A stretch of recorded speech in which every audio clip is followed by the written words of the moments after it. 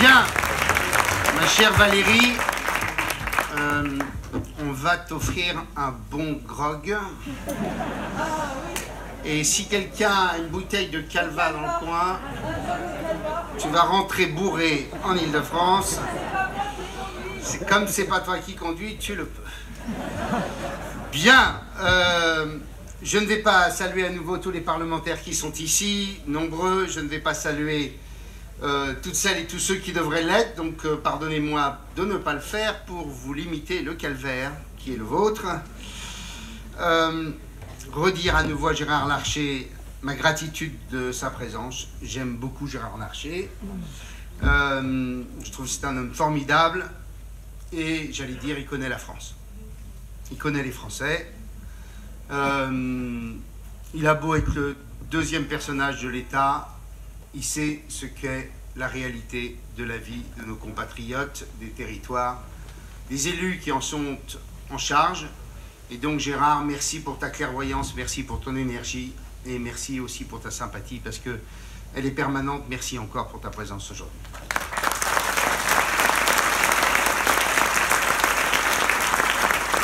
Merci à ma copine Valérie Pécresse.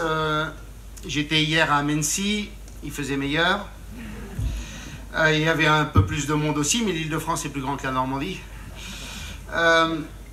Mais ce que je retiens, c'est qu'entre hier, où il devait y avoir à peu près, selon les comptages que j'ai pu effectuer par mes collaborateurs, autour de 2000 personnes, et les 850 personnes qui étaient inscrites ce matin, ce que je constate, c'est qu'il y a beaucoup de compatriotes qui souhaitent aussi qu'il y ait un autre discours politique et que la France ne soit pas livrée à une alternative qui serait absolument abominable pour notre pays, ma chère Véronique, qui serait de considérer que c'est soit le gouvernement en place, soit les extrêmes et le Rassemblement national. On doit être en capacité de porter une alternative nouvelle.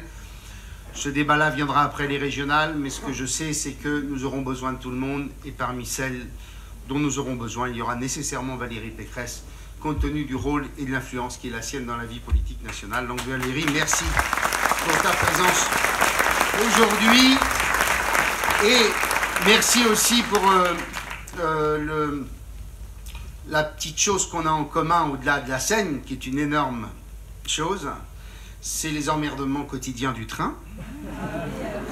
Et donc si tu pouvais nous dégager quelques sillons pour nous permettre de passer plus facilement sur l'Île-de-France et arriver à la gare Saint-Lazare, n'hésite pas, je te mettrai ça sans problème. Parce que franchement, c'est le cauchemar chez nous, mais c'est pas terrible chez toi non plus.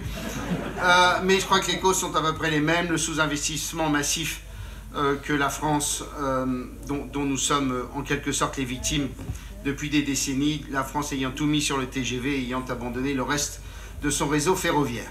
Alors, mesdames et messieurs, Valérie, vous avez dit que j'allais parler de sécurité. Eh bien, je ne vais pas en parler parce qu'elle en a parlé et que j'entendais Gérard me dire qu'il allait en parler aussi. Donc je vais vous l'éviter, ça me permettra de réduire mon discours. Un mot simplement sur ces questions. En effet, il y a la crise sanitaire, on en a parlé.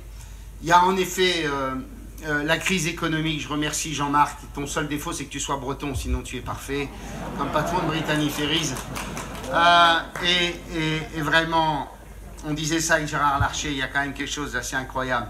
C'est que le monde paysan recèle des hommes et des femmes d'une qualité exceptionnelle et que tu diriges cette maison avec un talent et une énergie exceptionnelle. Donc Jean-Marc a évoqué les questions de la crise économique. Je vous rappelle que Brittany Ferries, c'est le premier employeur de marins sous pavillon national. C'est pas rien.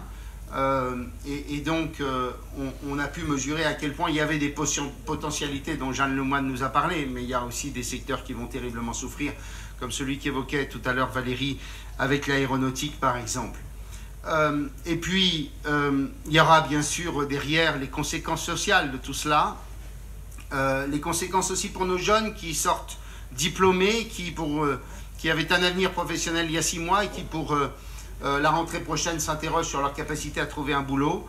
J'en profite pour vous dire que nous allons lancer une initiative avec Sophie et David dans quelques jours, où nous allons proposer, après avoir consulté à la fois les chefs d'entreprise, mais aussi les présidents d'université, les grandes écoles, où la région financera 2000 stages rémunérés avec une participation aussi sur la mobilité de ces jeunes qui sont diplômés et pour qui la difficulté de trouver un emploi sera certaine dans quelques semaines. Je discutais avec le patron d'une grande école d'ingénieurs de Rouen lorsqu'on a travaillé sur ce sujet. 100% de sa promotion en général trouvait un boulot au mois de juillet, moins de 40% à un boulot aujourd'hui au mois de septembre. Et donc nous proposerons 2000 stages rémunérés à ces étudiants pour qu'ils puissent rentrer dans des entreprises, avoir une expérience professionnelle et ne pas se retrouver sur le carreau pendant des mois et leur permettre ensuite de pouvoir retrouver un boulot dès lors que la situation s'améliorera. Mais au-delà de la crise économique, sociale et sanitaire, c'est vrai qu'il y a un vrai sujet dont on parle tous les jours, où les Français en quelque sorte se posent cette question, mais où on va? Jusqu'où va aller le délitement de l'État? Jusqu'où va-t-on constater que la République se fissure un peu plus chaque jour? Où on constate chaque jour que l'autorité républicaine est bafouée sans qu'il n'y ait aucune réaction. Je vous jure, il n'y a pas une fois où il n'y a pas quelqu'un qui me parle ça dans une journée. C'est un grand sentiment d'inquiétude parce que c'est quasiment ontologique, c'est notre existence même dont on est en train de parler quand on évoque ces sujets-là. Et moi, je suis frappé par cette immense inquiétude que nos compatriotes ont, quelle que soit d'ailleurs leur famille politique, sur le thème, mais jusqu'où la République va-t-elle se déliter? Et on a, je le disais hier dans mon discours à Mency, on est face à une espèce de lâcheté incroyable en vérité. Nous sommes lâches, mesdames et messieurs, parce que nous sommes trop arrangeants sur des principes absolument fondamentaux. Valérie a évoqué l'école, donc je n'en parle pas. Mais nous sommes aussi arrangeants sur le respect des principes fondamentaux autour de la laïcité. Nous sommes trop arrangeants dans nos services publics, dans nos piscines, dans nos écoles. Nous sommes trop arrangeants, mesdames et messieurs, aussi dans ces personnes qui cultivent le communautarisme avec ses conséquences dramatiques sur la cohésion de la société française. Et nous sommes aussi, mesdames et messieurs, trop arrangeants sur les questions de sécurité. Alors c'est super dur, c'est super compliqué. Ça fait des années qu'on parle de ces sujets-là. Mais mesdames et messieurs, la chaîne pénale ne marche plus.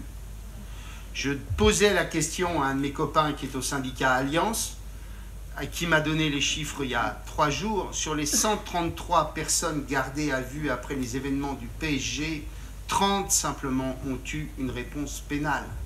Ce qui veut dire que pour 100 d'entre eux, on leur a adressé comme message, vous pouvez casser, de toute façon, il ne se passera rien. Donc derrière ça, il y a un sentiment simple, c'est le 2 poids 2 mesures.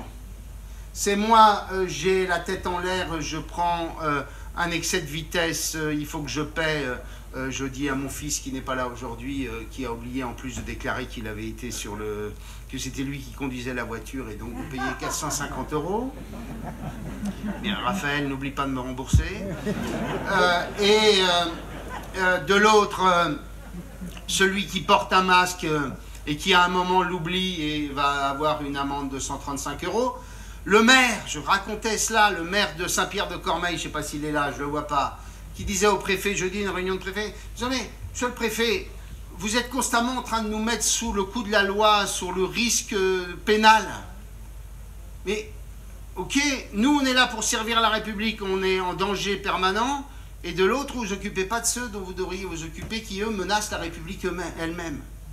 Et donc il y a un sentiment de 2 poids 2 mesures, d'une justice qui n'est plus effective, pour faire en sorte qu'il y ait une sanction rude, sévère, dure. Emmanuel Macron avait annoncé le doublement des centres éducatifs fermés. Demandez à Madame Belloubet combien elle en a créé durant ces 3 ans. 0. Et donc on a l'obligation de repenser la totalité de cette chaîne, de ceux qui s'occupent de la prévention jusqu'à ceux qui s'occupent de l'incarcération, puisque derrière l'incarcération, il doit aussi y avoir une politique pour éviter la récidive. Bien moi, je ne serai pas président de la République, je ne serai pas candidat à l'élection présidentielle, mais ce que je sais, c'est que je passerai mon temps à aller discuter avec les vrais acteurs du terrain, les mettre autour de la table, et d'avoir un examen clinique très précis de pourquoi tout ça ne marche plus. Et comment on fait en sorte que le policier se sente conforté par le magistrat et comment le magistrat se dit qu'il aura la capacité de faire en sorte que ces décisions de justice soient prises. Et je vous dis, le jour où on aura déjà au moins réglé cette question-là, dans un pays où je vous rappelle que les prélèvements obligatoires sont les plus élevés du monde, on pourrait au moins espérer que ce qui relève des fonctions éminentes de l'État marche un minimum, ce qui n'est pas le cas aujourd'hui, mesdames et messieurs. Et ce sujet-là, je vous jure, il est central parce qu'il est destructeur si, dans quelques mois, nous ne sommes pas en capacité d'apporter un début de réponse. Et malheureusement, quel que soit le financement des voitures de police ou de gendarmes que tu effectueras, ça ne changera pas ce sentiment profond. On améliorera la vie quotidienne des hommes et des femmes qui y bossent, mais il n'est tout de même pas logique. Je regardais les statistiques hier, que 4138 pompiers aient été victimes d'agressions durant l'année 2019. C'est absolument ahurissant, sans que, en effet, on ne réagisse sur ces questions. Bref, mesdames et messieurs, je ne vais pas être plus long là-dessus. Je voudrais simplement évoquer en 2 mots un autre sujet, parce qu'on a besoin de sécurité et on a aussi besoin de liberté. Et on a notamment besoin, mon cher Gérard, de liberté locale. Et on a besoin d'une nouvelle gouvernance. On a besoin, comme le disait Valérie, comme le disait chacun des intervenants, à travers l'exemplarité de la relation avec les collectivités locales, on a besoin de bâtir un modèle de gouvernance publique radicalement différent. Pas de la décentralisation concédée, concédée du bout des lèvres, concédée par une technocratie qui, au bout du compte, continue à penser que les élus sont d'immenses irresponsables, de dangereux acteurs qu'il faut contrôler au maximum. Mais au contraire, de bâtir un modèle de gouvernance publique simple. Comment je fais pour qu'au bout du compte, ce soit nos compatriotes qui participent à la construction de l'action publique? Parce que derrière ça, il y a un enjeu d'abord, au-delà de l'efficacité, un enjeu démocratique réel. Parce qu'une collectivité locale, elle ne bâtit son projet qu'en travaillant avec chacune et chacun des acteurs. Quel que soit le sujet, que ce soit la culture, que ce soit l'économie, que ce soit la formation, que ce soit les transports, Jean-Baptiste, nous ne faisons rien sans l'avoir construit avec ceux à qui on destine cette politique. Eh bien, cet enjeu démocratique, il est absolument stratégique. Parce que derrière la problématique que j'évoquais tout à l'heure de la cohésion de la nation, il y a aussi un enjeu démocratique de plus en plus profond de compatriotes qui ne supportent plus ce système vertical et éloigné d'eux-mêmes. Et donc, il y a un enjeu démocratique et il y a aussi un enjeu d'efficacité. Comme je le disais, dans le pays qui a la dépense publique la plus élevée du monde, on a tout de même, au bout du compte, des services publics, mesdames et messieurs, dont le fonctionnement mérite largement d'être amélioré. J'en cite un seul. Je ne sais pas s'il y a des postiers dans la salle.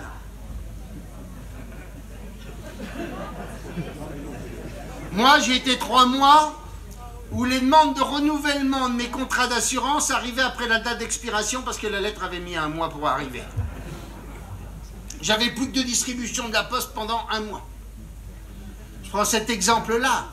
Mais on a sur toute une série de sujets, très clairement, un redoutable besoin de repenser notre construction et notre service public. Et c'est pour cela que nous défendons, avec les conseillers régionaux, l'idée que la régionalisation, les libertés locales, la capacité de porter l'innovation, de porter la réactivité, doit être aux clés des politiques et de la reconstruction politique et de la refondation politique du pays. Et j'espère, mon cher Gérard, que celui qui portera ou celle qui portera nos couleurs au moment de l'élection présidentielle pourra avoir ce discours simple. J'aimerais tellement l'entendre. Bien ça, c'est pas au président de la République de le faire, c'est à d'autres de le faire. Parce qu'au bout du compte, je ne sais pas si lequel d'entre vous disait ça hier, et je trouvais que c'était tellement juste. C'est pas parce qu'il y a des landes extrêmement puissants en Allemagne que Angela Merkel est vécue comme une chancelière très faible. C'est toi qui le disais, Valérie, hier. Mais c'est tellement juste. Et on peut le faire pour le président américain. Et donc un jour qu'on ait un président de la République ou un candidat présidentiel qui dit bah écoutez, vous savez, il y a des choses, c'est pas à moi de le faire. C'est à d'autres. c'est d'abord aux Français qui vont participer à la construction de la politique, c'est aux collectivités ensuite sur des sujets, et puis il y a des sujets sur lesquels c'est à moi de le faire, parce qu'il s'agit de défense, parce qu'il s'agit de justice, parce qu'il s'agit de sécurité. Et c'est ce que nous avons essayé de bâtir dans la région, mesdames et messieurs. Nous sommes bientôt, malheureusement, parce qu'une campagne électorale, c'est toujours un moment dur, mais en même temps, c'est un moment exaltant. Nous sommes à 7 mois d'une élection régionale et on a essayé de porter cette ambition et cette volonté permanente au titre de la région. Nous avons d'abord, mesdames et messieurs, essayé de profiter de la réunification de la Normandie pour bâtir cette fierté d'être normand. Je dis à Jean-Marc, je suis content de voir de plus en plus de drapeaux normands, de plus en plus de léopards. Valérie me disait, mais t'as un drapeau là sur Trégy? Ben oui, nous on a la chance, ça fait 10 siècles qu'on a un drapeau. Bon, même, d'ailleurs, il y a des régionalistes qui combattent l'idée que ça soit celui-ci, que ça pourrait être un autre, mais au moins on en a un. Il y en a de plus en plus. Eh bien moi j'ai envie demain qu'il y ait autant de drapeaux normands sur les étapes du Tour de France que je ne vois de drapeaux bretons sur les étapes du Tour de France. Je veux qu'en permanence, les Français puissent se dire, il y a une région qui existe avec une identité, un patrimoine. Et moi, je suis heureux de voir de plus en plus de gens dans leur jardin mettre le drapeau normand. Si j'avais les moyens, j'offrirais un drapeau par normand pour le mettre dans leur jardin. Mais ça n'empêche pas d'être français, mesdames et messieurs. C'est pas incompatible d'être à la fois amoureux de sa région et amoureux de son pays. Ceux qui pensent que c'est l'un ou l'autre, non, on peut être l'un et l'autre. Vous savez, on a deux hémisphères dans le cerveau encore. Et donc voilà. Et donc, faites fier de sa région. Fier de sa région, on l'a fait rayonner. C'est ce qu'on a cherché à faire en permanence. On l'a fait à travers des tas d'initiatives. Je vous en cite quelques-uns. D'abord, être présent dans des grands événements, à la hauteur de ce que nous sommes. Les Olympiades des métiers, David. Format fantastique. Moi, j'étais heureux de voir que toute la France entière qui était là pour montrer les talents de l'apprentissage. Et l'année d'avant, ils avaient été dans l'Aquitaine. Ils disent, putain, on est quand même beaucoup mieux reçus en Normandie qu'en Aquitaine. J'avais trouvé ça extraordinaire. Merci Alain Juppé. Après, on a bâti... oui, non, mais c'était à Bordeaux, c'est pour ça que je le dis. Ensuite, c'est le Festival de l'excellence normande. J'espère que vous viendrez tous à Rouen, comme vous étiez à Caen. Faire en sorte que pendant 3 jours, on démontre à tous les Normands l'intelligence, la matière grise, l'innovation, tous ceux qui sont excellents, les meilleurs mondiaux, les meilleurs nationaux. Jeanne a la modestie de ne pas l'avoir dit, mais qui sait en France et en Normandie que les leaders mondiaux du coton-tige, il est à Flers. Hein, Jérôme? Voilà, bien. Normandie innove, voilà, bien. Et qu'à côté, il y a Forestia, qui a son centre recherche mondial sur l'automobile. Bien. Et donc on a le Festival d'Excellence Normande, faire en sorte que tous les Normands se rendent compte qu'il y a des grands labos, des grandes entreprises, des petites, des talents, et pas simplement l'agroalimentaire, même si bien sûr l'agroalimentaire c'est majeur. Normandie pour la paix est en train de devenir un immense événement à l'échelle internationale sur les questions de sécurité, sur les questions de paix, sur les questions de développement durable, où nous faisons venir des responsables et des think tanks du monde entier, des chercheurs de 50 continents. Je pourrais citer ce que nous faisons aussi à travers le Salon de l'agriculture. J'ai dit combien? 5, pardon. 5. Ensuite, nous avons l'agriculture. Avions-nous, mesdames et messieurs, un stand au Salon de l'agriculture à la hauteur de ce que représente l'agriculture normande? Eh bien, avec les 5 départements, on a fait un stand qui fait qu'aujourd'hui, ma chère Valérie, le stand de l'Île-de-France est assez modeste. Mais nous sommes aussi, après l'Île-de-France, la 2e représentation au Salon de Las Vegas sur les nouvelles technologies. Nous allons à Hanovre pour faire en sorte que l'industrie normande soit présente au Salon de l'industrie. Et lorsqu'il y a le Salon Made in France, eh bien, nous pouvons constater qu'il y a des entreprises du patrimoine vivant qui sont exceptionnelles en Normandie et qui portent un savoir-faire exceptionnel. Et donc, mesdames et messieurs, on a essayé de porter cette idée normande. Alors, on l'a portée, comme je l'évoquais, à travers des grands événements, pas à travers une participation, mais on l'a évoqué, on l'a effectué aussi à travers la culture. Pourquoi avons-nous cherché, avec Catherine, à faire en sorte que l'opéra de Rouen-Normandie soit labellisé comme Grand Opéra National. C'est parce que nous estimions qu'il fallait que nous puissions porter une ambition culturelle majeure. Est-ce que vous savez, mesdames et messieurs, que la grande région du cirque, c'est la Normandie?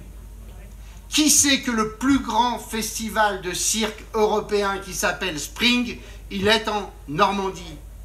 Qui sait que la création circassienne mondiale, elle est en Normandie? Elle est à Cherbourg.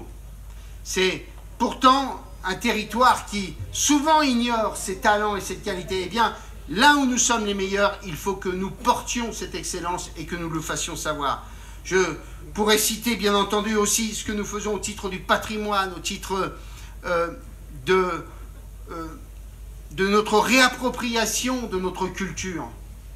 Parfois, on ricane quand je dis, voilà, retrouvons nos racines.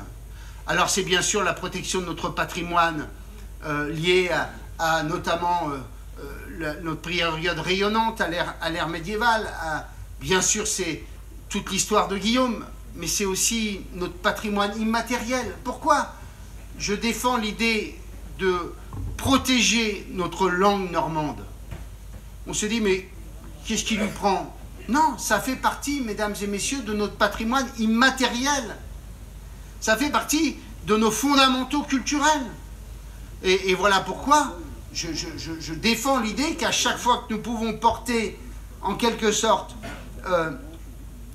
un message qui dit à nos compatriotes, nous avons une communauté de destin, et il faut que nous portions notre région avec tout ce qu'elle a, toute son histoire, toute sa culture.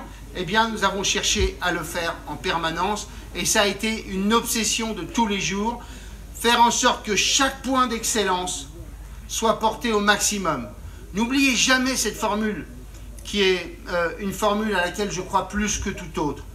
Si vous voulez réduire vos faiblesses, cultivez vos points de force et vos points d'excellence. Et c'est ça que nous avons essayé de bâtir. Faire en sorte que, à chaque fois que nous avions une position dans laquelle nous sommes forts, d'être encore meilleurs pour faire en sorte que nous puissions, en quelque sorte, réduire nos faiblesses. Alors ça a été une volonté que nous avons portée tous les jours. Et puis il y a eu aussi, très clairement, la volonté de procéder à un vrai rattrapage. Pardon, mesdames et messieurs, mais l'investissement en Normandie était largement insuffisant. La différence, c'est que quand la Haute et la Basse Normandie investissaient 380 millions d'euros en 2015, nous investissons aujourd'hui 890 millions d'euros en ayant encore la région la moins endettée de France, et de loin, parce qu'il faut reconnaître que les Hauts-Normands avaient tellement peu d'ambition et d'imagination que nous n'avions pas un centime de dette en Haute-Normandie. Mais, et c'est vrai, mesdames et messieurs, c'est vrai, ce que je vous dis est vrai. Et donc nous avons essayé de procéder à des rattrapages sur toute une série de sujets. Le premier rattrapage, c'est sur le ferroviaire. Là, il nous reste encore du chemin à faire. J'ai eu une réunion avec les deux patrons de SNCF, SNCF Mobilité et SNCF Réseau. Nous avons en fait souffert d'un abandon de notre réseau ferroviaire depuis 30 ans. On a investi 2,2 milliards d'euros. Malheureusement, Bombardier ne nous livre pas nos trains en temps et en heure, et on a 6 trains au lieu d'en avoir 21 à la fin du mois d'août. Mais au bout du compte, on peut espérer qu'avec plus de 2 milliards d'investissements, un jour ou l'autre, nos compatriotes constateront que la Normandie est à nouveau reliée convenablement par un facteur absolument stratégique en termes de mobilité, de croissance et de développement, qui est le réseau ferroviaire. Nous avons fait un énorme effort aussi, mesdames et messieurs, pour accompagner les départements dans le déploiement du très haut débit. Quand on regarde les calendriers de déploiement du très haut débit, je parle sous le contrôle de Pascal Martin, qui a été président du département de Seine-Maritime, ou de Jérôme Nury, qui a accompagné ce dossier avec Christophe de Balleur dans l'Orne. Nous avons consacré 230 millions d'euros pour aider les départements à déployer plus vite. Les plans de déploiement en Seine-Maritime, c'était 2030. Dans 3 ans, on aura à peu près tout fait. Dans l'Eure, c'était 2025, et des territoires comme celui-ci, le très haut débit, c'était jamais. N'est-ce pas, Hervé? Bien, eh bien, en 2021-2022, le déploiement de la fibre dans l'Eure sera achevé. Dans l'Orne, où le précédent président du département avait fait de mauvais choix, Alain Lambert, que je ne cite pas. Heureusement, Christophe de Balleur a pris les choses en main, a passé un accord avec Stéphane Richard. Nous avons accompagné le département de l'Orne de façon extrêmement significative parce que c'est un département rural, donc avec une démographie qui rend compliqué le déploiement de la fibre. Eh bien, au bout du compte, on a aujourd'hui, à 3 ou 4 ans, un déploiement de la fibre à peu près total dans l'Orne.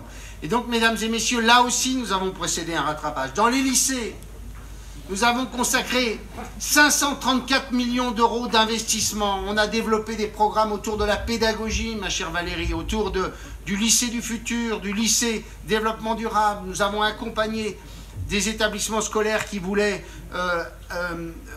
développer l'apprentissage approfondi de la langue anglaise en fin d'année scolaire. Bref, on a lancé toute une série de politiques autour des lycées. Je n'évoque pas, bien entendu, la question de l'économie qui a été largement évoquée par Sophie, mais mesdames et messieurs, nous sommes tout de même la seule région française à avoir créé des instruments nouveaux, un fonds d'investissement. Vous êtes tous propriétaires d'une cinquantaine ou d'une petite centaine désormais d'entreprises, certes sur une petite partie du capital, parce qu'on voulait améliorer le haut de bilan des entreprises.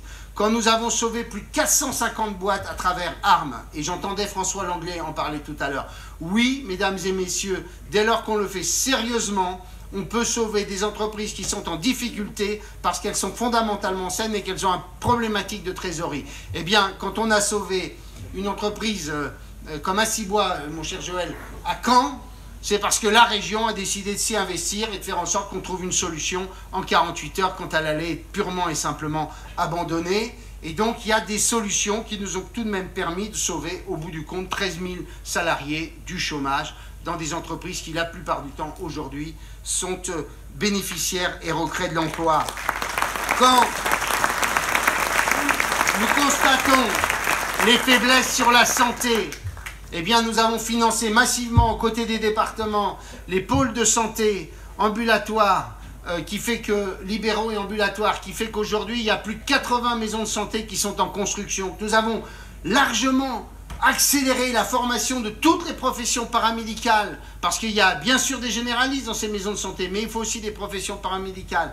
Et quand nous évoquons les questions de santé, nous avons par exemple la plus faible démographie sur les chirurgiens dentistes. Eh bien, nous sommes en train de bâtir avec Guy Lefranc une fac de dentaire, puisque progressivement, nous allons faire la formation des 4e et 5e années en Normandie pour aboutir dans 4 ou 5 ans à une fac de dentaire complète en Normandie. Ça fait 30 ans ou 40 ans dont on en parle.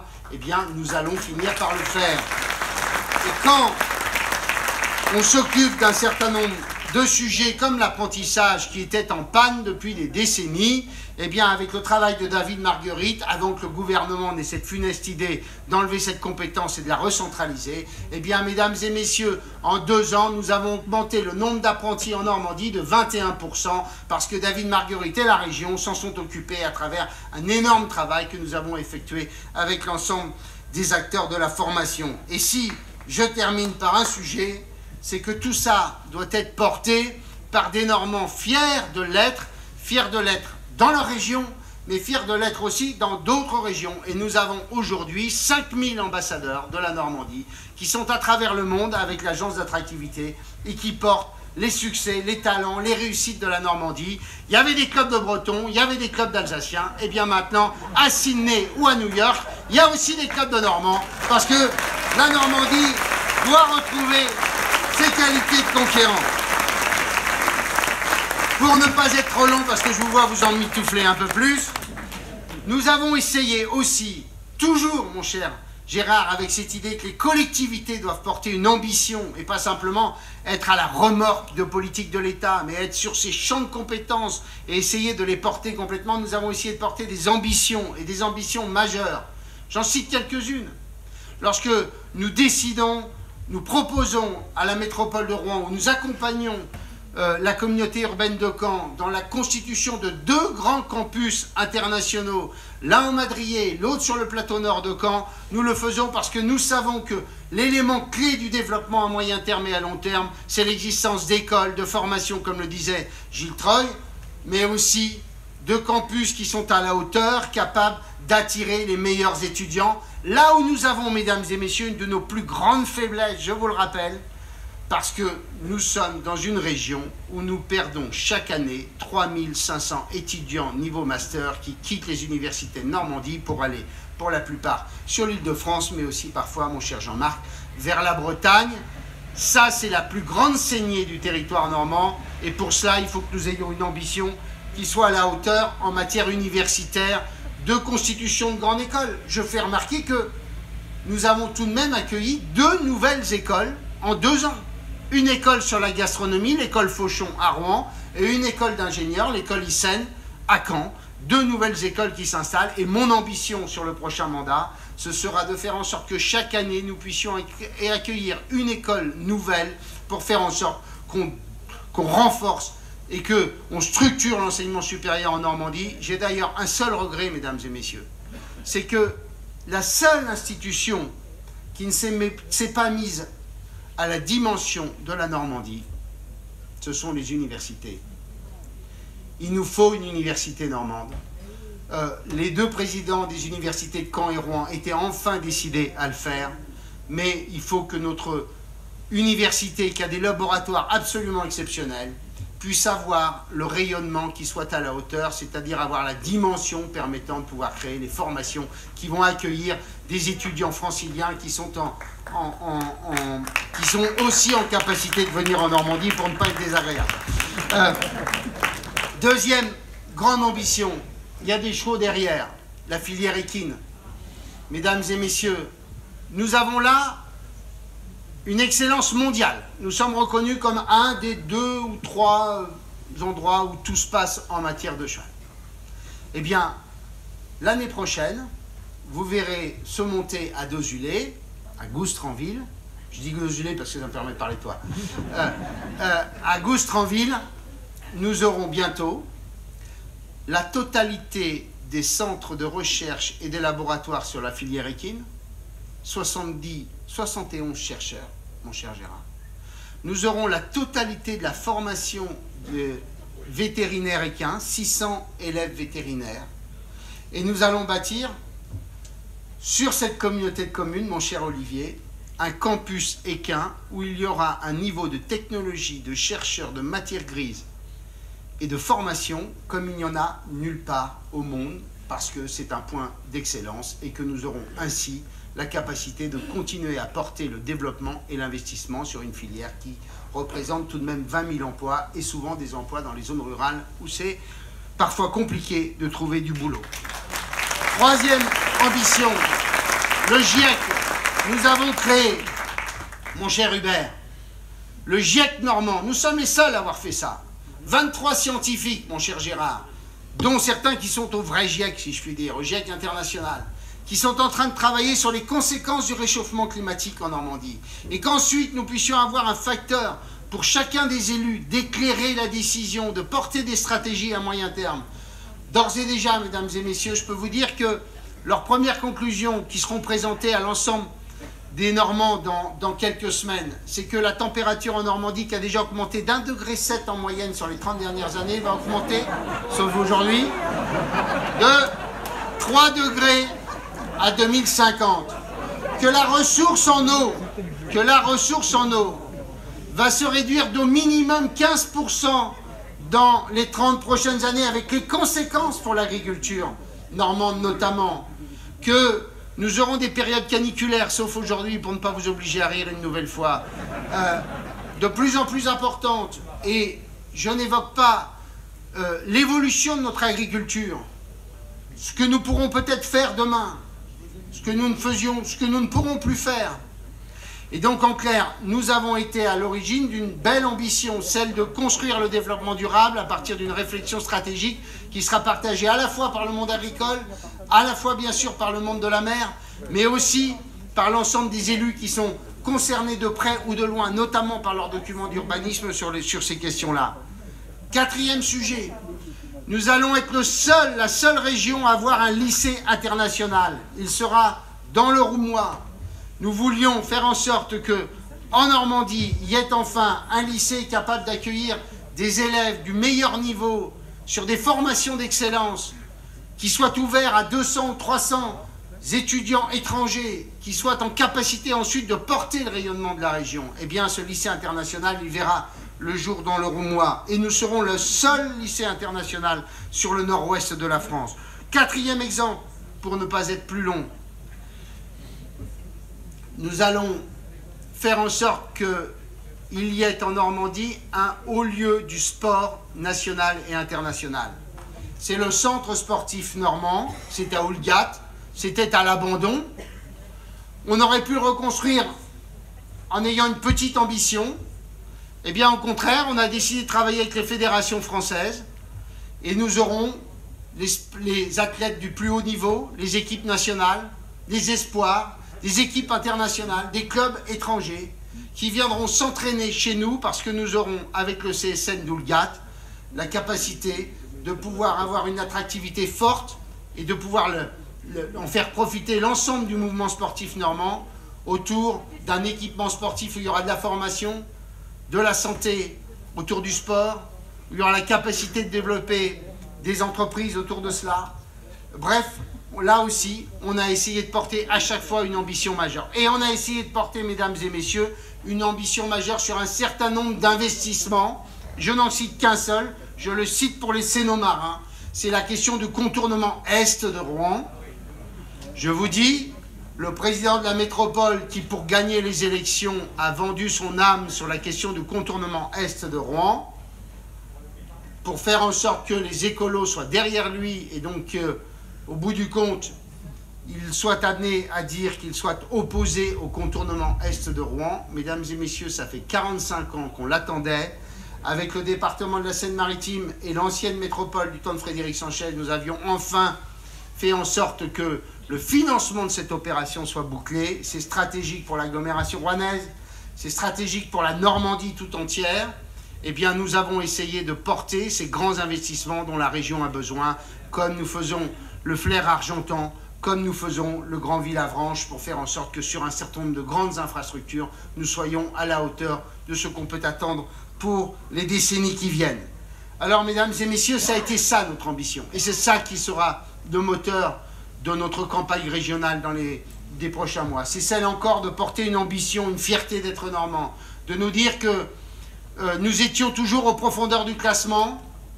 Nous sommes désormais, à chaque fois, avant bien entendu la crise Covid, nous étions toujours dans les 3 premières régions quand on parlait d'indicateurs économiques et de progression sur les grands chiffres qui permettent de mesurer l'économie régionale. Et c'est cette ambition que nous porterons parce que nous pensons, nous, comme vous, que la Normandie doit être une région dont on doit se dire qu'elle est non seulement celle de la qualité de vie, non seulement celle d'un patrimoine exceptionnel, d'un environnement absolument fabuleux, une qualité de vie telle que les Normands sont plus de 93% à dire que pour rien au monde ils ne quitteraient la région pour aller dans une autre. C'était une enquête qui a été faite l'année dernière.